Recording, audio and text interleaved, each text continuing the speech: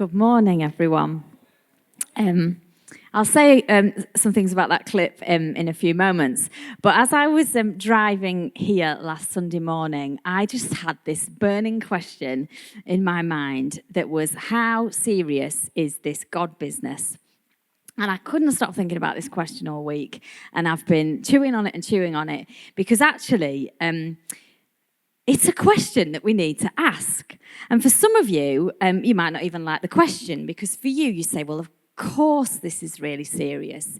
What we believe about any of this is life, it's death, it's in, it's out, it's whether we're attached or whether we're separate, it's whether we're okay or we're not okay, it's whether I'm loved or it's whether I'm abandoned, it's whether I'm awake or whether I'm asleep. And so it's obviously a very serious question. And I have to agree, I think it is a serious question. But my question was, how serious is it? And so previously, I have grown up in church my whole life, and I have very much been through many, probably decades of my life where I felt this incredible pressure to change the world. It's quite a big ask. And some of you grew up with that. We have a knowledge, and actually, if we're honest, it was a sort of superior knowledge to what other people had learnt. We had a superior knowledge. We had this, and we were responsible for making sure that we imparted it and that it was heard, because it was life-changing, and that was our responsibility. And it's no wonder then that it didn't seem often very much fun, because it was rooted in a fear because I wasn't going to be pleasing if I didn't. I wasn't going to be being okay if I didn't. And it was actually demanded a phenomenal amount. It demanded everything, actually. It absolutely demanded anything. And however polite and lovely and great we were, it was very, very difficult when that is the root belief to avoid judgments of yourself and others, because it comes with the territory. And so actually, there was a lot of seriousness there. And I would say as well, we had a great series of talks on the isms. And if you didn't grow up in church, this applies to any religion and any ism. So it's not just for those of us who are in church, with the things where you were superior, you knew things, other people didn't know things, and they were your responsibility. And some of us are still there. And now it has a great appeal. Because it was this great burden, when you carry it, you feel quite mighty.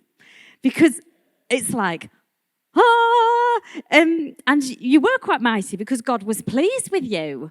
And it was actually, there was a lot in it, and not all of it, and please hear me, not all of it. You know, sometimes we throw the baby out with the bathwater. I'm not dismissing all of that at all, but I am asking some questions about it this morning. And then, so my question was, how serious is this God business? So let's think about that word business, because it sounds very transactional. And that's because it can be. If I do X, I get Y. If I don't do X, I don't get Y. I'm worthy based on this. I'm unworthy based on this. It was transactional. And for some of you, as I said, it was with a religious type God. For others of you, it was your God in other forms, because it felt heavy, because there was weighty issues and weighty consequences and a lot riding on it. And then my question has been, 7 weeks into, Aunt having retired and thinking through what we're responsible for in a different way, is how serious we have to make sure we convey that to you each week. Because the perception can be that if it's lighter, does that make it seem as if it's less substantial? And sometimes it might be, and sometimes it might not be.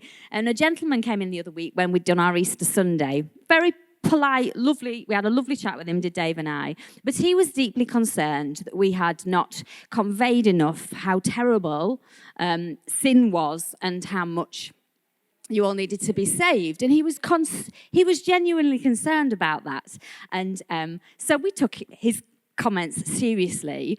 But what we conveyed to him in part of the conversation was, you've come in for one morning, you've seen us smiling and happy. You don't know our story. You don't know how hard it's been to get to here. You don't know what some of us have had to give up. You don't know the cost, us being able to celebrate a Sunday with lots of smiles because of what we've learned and what we've done. And he certainly doesn't know my story, because this has not been an easy path. And it is actually still not an easy path.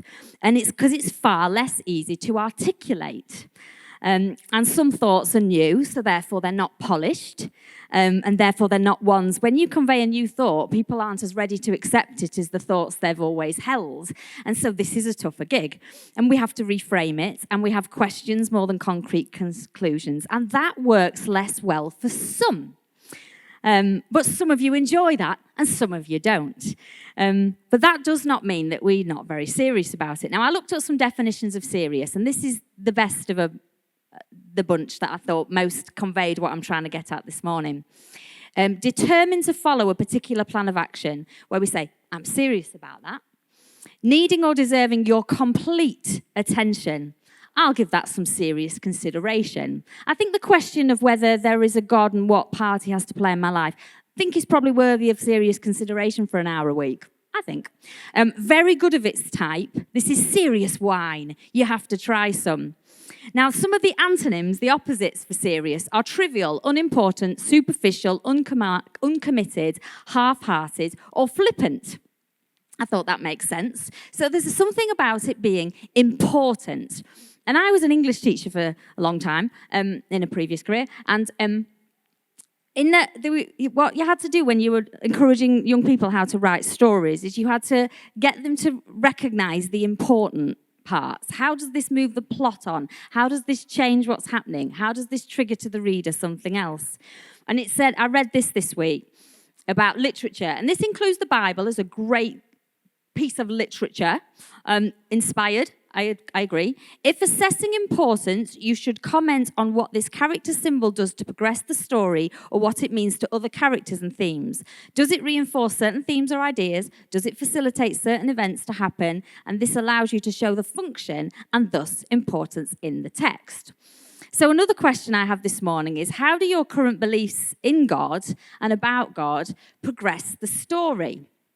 And is it all about what makes us suffer? I don't know what television choices make you suffer, but think of those things that you have to watch and endure. How do you make it that something, the experience of this doesn't necessarily have to be something that we suffer through?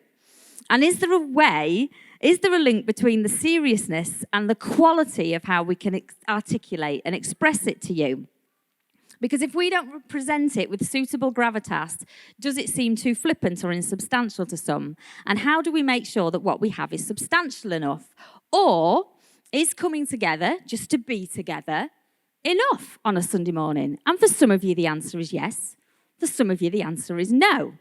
Now, these are real questions for Q, and I'm asking them, and I know we've got visitors in this morning, and you're most welcome to come and be part of us as often or as infrequently as you wish. But the reason why I'm asking them is because they're not just my questions, because Q is not mine, they're ours. And we have got to think through who we're going to be. And you'll have your own questions. Or perhaps you don't have any questions at all because you don't have to have any, because it's not your responsibility. You can take it or leave it.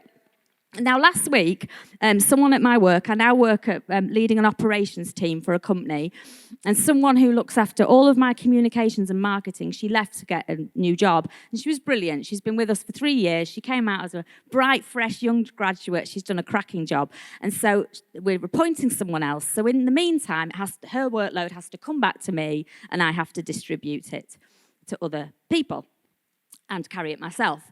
So she left me this really beautiful folder. It was really pretty. It was on Teams. I don't know if you use Teams, but the digital Teams. Everything was fine. I met with her. I'm like, yes, I have got this. And then 3 days after she left, I thought, no, your folders are pretty, but I don't have this. So I'm lucky enough to work with Connie, and she helps me daily. So I turned to her and went, Connie, I don't know what I'm doing. She went, do you want me to do some of this for you? I went, yeah, can you do that, and that? And about 10 minutes later, she rang and went, Jenny, I don't know what I'm doing. And so we laughed and we had to work it out. And so, when you don't have to hold a thing, it looks like It looks doable until you suddenly then think, this is now my responsibility. And something can be a real joy to behold until you have responsibility for carrying it, and then it's not a joy anymore. So how we view a thing and carry a thing can be the difference between whether we can enjoy the feast and the party, like on the clip, or whether we hold responsibility for the things that need to be done. And that guy at the end was responsible for the town and responsible for upholding the town. And there were things that he was genuinely concerned about, and he had to, I can't party. I've got to just make sure things get done. And there are many of you will be able to think of areas in your life where your responsibility and how you're carrying it just feels like everyone else is having fun and I'm not. Now, that chocolate clip we used on a week called The Winds of Change. And it's a village where the principles and behaviours are set and upheld and there's no messing. And change is hard, really hard. And it can feel really precarious. And the leader of the town feels an obligation to ensure that the corruption is kept out. And sometimes when some people are having fun, others are struggling. And when some people are struggling, others are having fun. And so what's important? How do we identify it? And how do we carry it? Either lightly or as a beast of burden. I love that expression. Now, I would say, to finish this part before we move on, that I am still in the world-changing business now, but not because I'm afraid of a God figure, but because I am a world changer. Because do you know what we all are? You are changing your own world, and you are changing the worlds of the people within your sphere of influence every single day. And because we're part of the all. And that, for me, is the Christ as I see it. And how I carry things changes my world and the world of those closest to me. And that has a domino effect. And at Q, we are in the world-changing business. And put concisely, this is where I've come to this week. We want to liberate by challenging the status quo of religion to bring freedom, which means we have to ask challenging questions about all that's been believed, because that's part of what we've set out to do. And we want all to be free to explore by remaining curious about the God stories and through new discoveries of what to them the Christ gospel is all about. And we want to find and impart spiritual truth by seeking out valuable knowledge and wisdom and sharing it. And I think that's some stuff to be really serious about.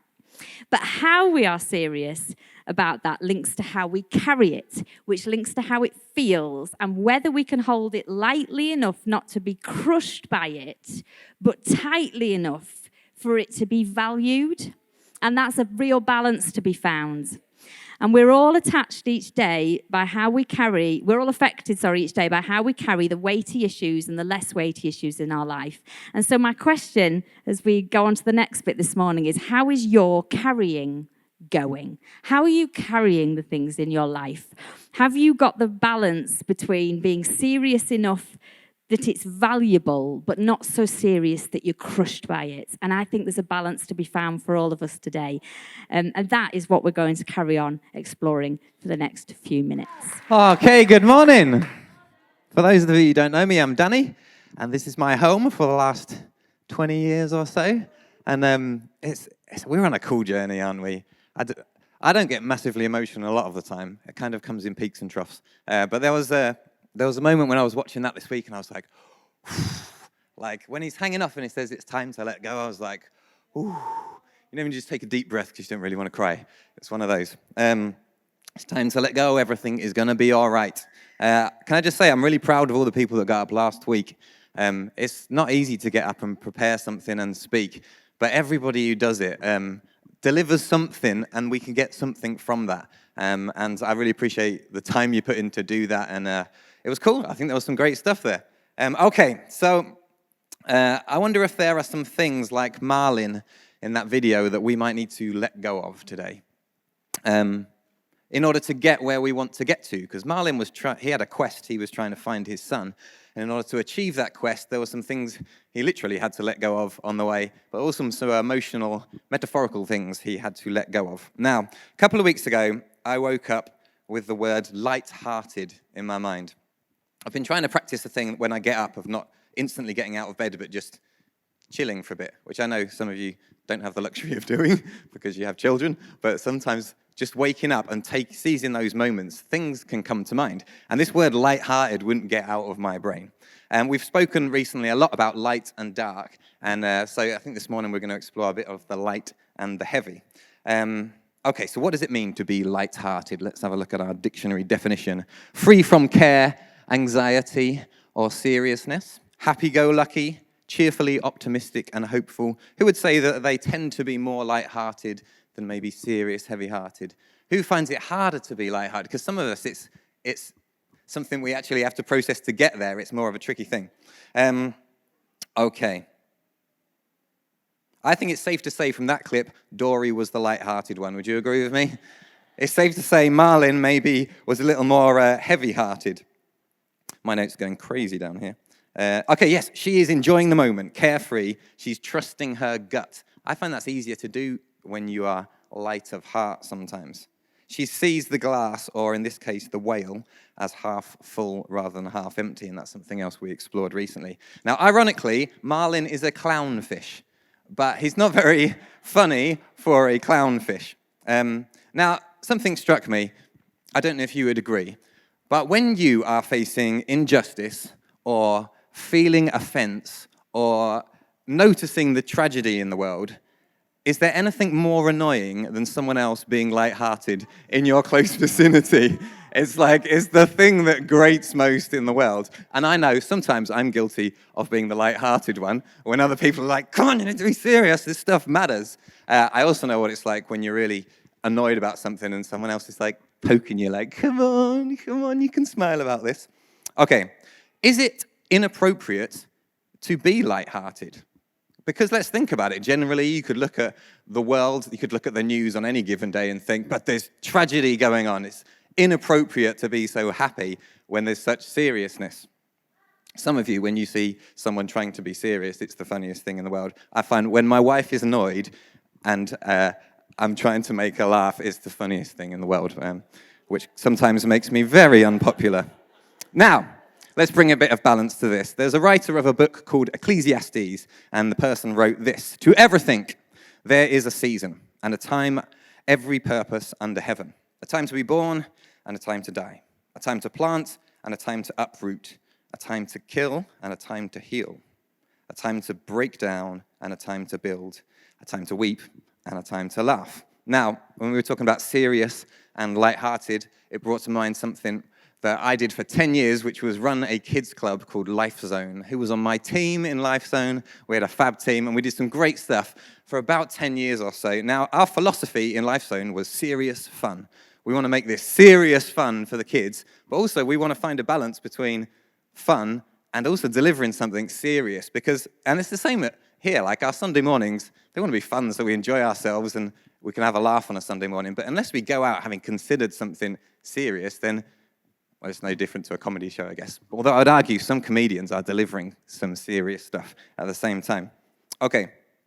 Now, whether it's for your workplace or your family or your home life, maybe generally as a community here at Q, I think there might be for all of us a question to consider of balance. Like, where are we in that balance of serious and lighthearted? So this morning, I'm not telling you, you should be more lighthearted. I just want us to consider, where are we in that balance? And actually where you are presently. Do you need to shift a little more to the lighthearted? You might be somebody that jokes at everything, showering the room with jokes, but actually it's covering up the fact that you just don't want to deal with the serious stuff.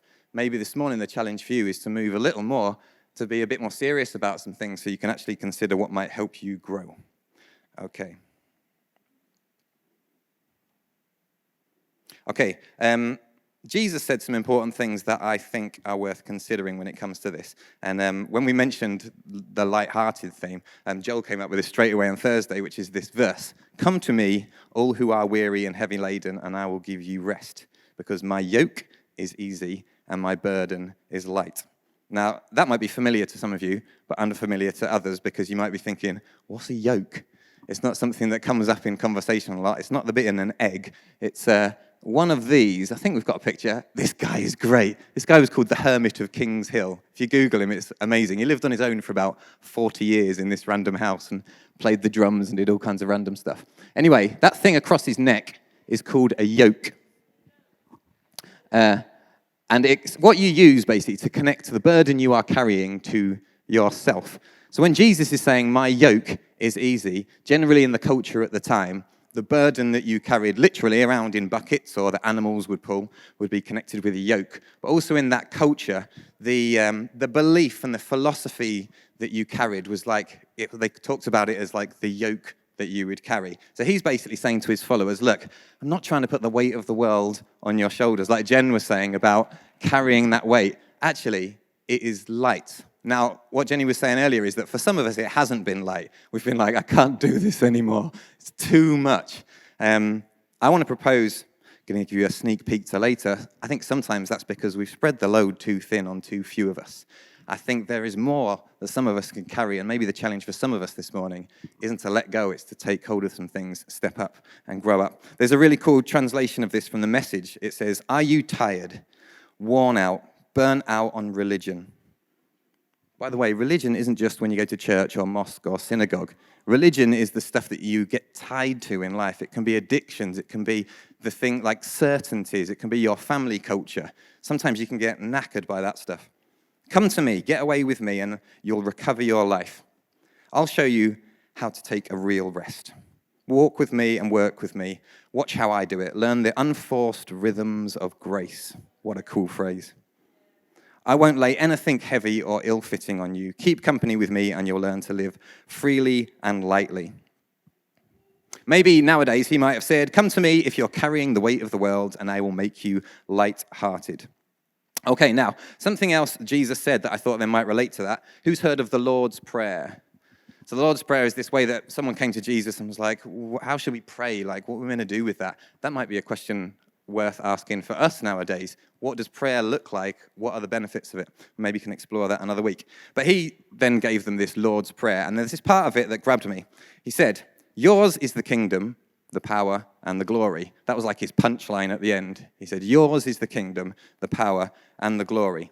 And we sang at the beginning, I was created to make your praise glorious. So that got me thinking about this word glory, because I think in Hebrew, the word for glory is kavod. I might have said that wrong. Kavod? Yeah. So, and one of the roots of that word is weighty. It's like heavy. And I think there's a seriousness to that actually there is a kavod about what we are doing that's like saying, this is serious stuff, it's substantial, it matters. But I think we can end up burdened with this weight. And I think this, yours is the kingdom, the power, and the glory, might have something to help us. Because think about those three things, kingdom, power, glory. Kingdom is about like authority, isn't it, when you're trying to establish something in your life. Power might have to do with control or what power you feel you have. And glory, well, I think that's one of those things that can weigh us down sometimes, because what Jesus is suggesting is they are things you're not meant to hold on to. They're things you're meant to give away to another. Now, whatever you think God is in that, it might be what Kev said last week of the super unknown. It might be the universal Christ that we've talked about that energy and power that flows through everything. It might be this personal person that you relate to. But the idea that actually authority, power, and glory aren't something for you to hold on to, I think Jesus was trying to help us by saying they are the things that can weigh you down and stop you being light-hearted sometimes, because it's all about me. Now, do you remember us talking about the 3 Ps of learned helplessness? We talked about when things are pervasive. We talked about things are, what was the other one? Personal, and the other one was? Permanent. So there are 3 things that can really crush us sometimes when we believe our issues are permanent, they're going to go on forever, pervasive, affecting everything, and personal. Well, I know what that's like. If I, for example, I'm going to sing a song in a minute. And it's easy when you're a performer, like some of us on stage, to want the glory for ourselves. We want people to be like, you are awesome today. And you're like, well, I can't take all the gratitude, but it's easy for glory to be about us. And you might have it as a parent where you think, I wish I got a bit more thanks for that. I think sometimes what makes us heavy-hearted is this idea that it's all personal. It's all about us.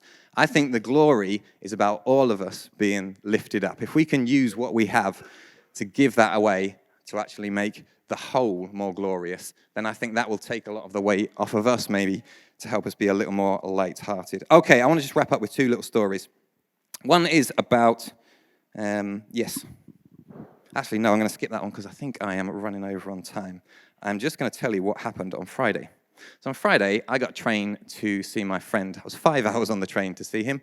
And all the way up, I was trying to think around this lightheartedness and about maybe the fact we are heavy-hearted often and aren't able to be light-hearted because we're holding on to stuff too much. And maybe there's some stuff we need to let go of if we want to be a little more light-hearted. So that was all the thoughts that were going around for 5 hours exploring different avenues. I get there, get in my friend's car, and he starts telling me about the last 6 months of his life.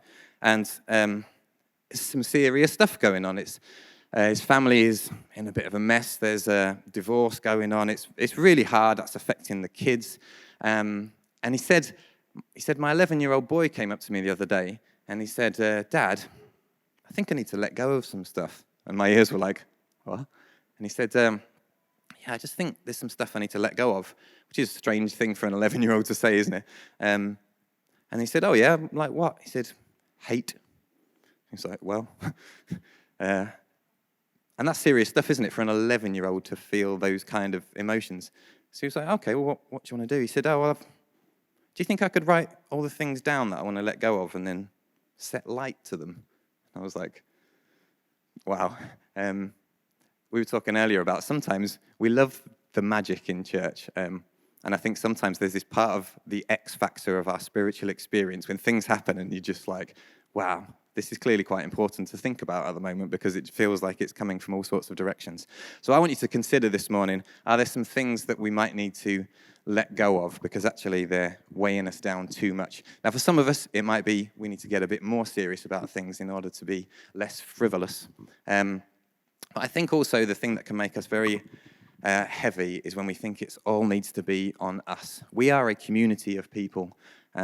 And that doesn't just mean someone gets up, talks, and you listen and go home. It means we share the load across. The video we're going to watch next is of a runner called Derek Redmond. And when he was suffering and going through something serious, somebody else stepped in and took the weight with him. And then I want to bring a song after that that's about how on our own we're easy to beat, but together we are strong. So I hope you can become more light-hearted this week by sharing that load, letting go of some things, and I hope that helps you. Okay, so to wrap up this morning, I think that there are two camps of people in here this morning. When it comes to what you do when there's a large pile of items to be carried up the stairs and slightly too much to be carried in one trip, you could do with two. Some of you take 2 trips and you take the time to take 2 trips. Some of you think, no, I can do this in one. You load yourself up and you determine that you're only going to do 1 trip up the stairs, however much it makes you suffer. Now, you're one of those 2 people. I am very much in the, I'm going to do this in 1 trip. I'm going to do this now, even if it makes me suffer, because I need things to happen now, because in my life I can have the perception that there's too much to already fit into now, so I haven't got time to be doing this the long way around or to be taking any more consideration or trips to do it. We've just got to get it done now. And sometimes that is genuinely true of my life because it is that busy. And sometimes it is what I believe to be true because I am prioritizing the experience that I want to feel. Now, I have got to adjust how I carry some things in my life because how I'm carrying some things right now is working in some ways, but I also have to adjust how I carry it, and that's my journey. But I also don't think I'm the only one this morning. I think there might be some of you who have to look at your life and think, how am I carrying the things in my life? And how can I make my now experience one that is actually more joyful? Now, the first miraculous sign that Jesus did in the Bible was to turn water into wine. And it's a really significant story. And if you want to hear more about it, if you listen to Quest for Joy from March 2019, it's an absolutely brilliant message. And we might revisit it, but it's a cracking one, and it talks about it in more detail, because actually this is quite significant, because the first sign of what this was going to be about was water into wine, and the place wasn't a synagogue, it wasn't a temple, it wasn't even on the cross, it was at a party. And actually there was something symbolic happening there that was really true, because it didn't start with the story that said Jesus is going to die and it will all be your fault. It actually started with life and resurrection and hope, and take all the ceremony, all the many, many gallons of water that you're pouring in to make sure your life's okay, and let me transform it into something that brings you joy. And the early church was known for its joy. All those symbols of crucifixions and crosses and everything else didn't come till centuries later. And because what they caught was something that would help them carry it in a more joyful way. And that's what I'm after at the minute. Now, the church, this is a cracking line. So I'm going to tell you it's a cracking line so you're listening. Are you ready? The church did not create the resurrection story. The resurrection story created the church. And so it starts with resurrection. We're only here because there was resurrection. We're not here because there was a death. We're here because there was a life. And I just think that's brilliant. And we are not doing Jesus a disservice by focusing less on his death on the cross. We're honoring him greatly when we live by his resurrection. So if we can change the nature and save the best for now, perhaps some of the things that we stand on ceremony for, some of the things we insist happen, some of the things we take too seriously, we can genuinely let go of and try and hold this thing more lightly. Now, what I love about that clip from the thief, his wife, and the canoe, is you see two people and how they're carrying a situation. And it's based on a true story. It's a really good binge watch. And of course, he was holding it all very lightly, and she was holding it very heavily. But that's because he was a little delusional, and she was carrying all the weight of responsibility and having to be the one lying. So, you know, Danny is right. This morning is all about balance, because some of you will hear, oh, these people need to just lighten up. But for some of you, you need to get more serious. So I will accept I need to lighten up if some of you will accept you need to get more serious. And I think that's the balance. And so actually, he has not had to bear the weight in the same way. He's decided he's fed up with being dead and wants to just come back with another con of a story, which she's going to have to be the one that pulls off with a series of lies. And I love this when he says, I suppose you have a brilliant alternative. And she says, me not having an alternative to your terrible idea does not suddenly make your terrible idea a good one. And I love that, because it speaks to me of so many situations we find ourselves in when the tension rises. There are situations where we can carry aspects of our life lightly because it's at someone else's expense. And when we have a life of great privilege, we don't understand what the big deal is. We see it as a problem with them. And why are they making that such a big deal? Because they're the one carrying it. And when we believe we're the ones carrying the weight, we can get into how virtuous we are and how rude it is of other people to make light of it. And then that can just be so, the pressure can mount. And then we can get into difficulty because how we're carrying it is with resentment and offense at other people. And that's also not okay. So there's a balance somewhere in all this that we've all got to learn. How am I going to carry things in my life such that I can carry it with a joy of resurrection experience? I'm not there yet, but I'm on a quest for it. Now, I have lived in the wonder of what others have carried for me, and I have got to enjoy it. And I've had some situations where I've carried the full weight and I've had to endure it. But you know, I have carried big burdens lightly and I've carried light burdens heavily. And because it's how I've carried, not what I've carried.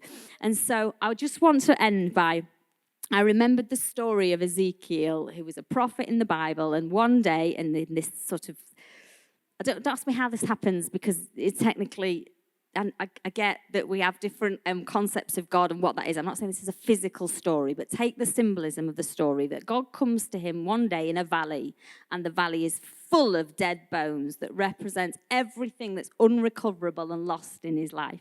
And he asks the question, he says, can these dry bones live? And you're looking thinking, I don't think so. Don't think so. I think these skeletons are absolutely dead. But then something happens and they take on flesh and they take on skin. It's like some kind of weird horror movie, apart from we're on the Good Say It team. And they take on, and then they come together and then they're an army, but there's still no breath in them. And so the voice has to come and there has to be breath spoken into them so that this army lives. And on a very practical basis, sometimes how we carry a thing can be to do with how we use our voice. and what we speak out. And when I'm in the valley, I tend to stay silent, to struggle on my own, and to not ask for help. Yay, go me. So if I'm going to carry differently and breathe within it, I need to learn how to use my voice differently, because whenever I do get the help. But what about you?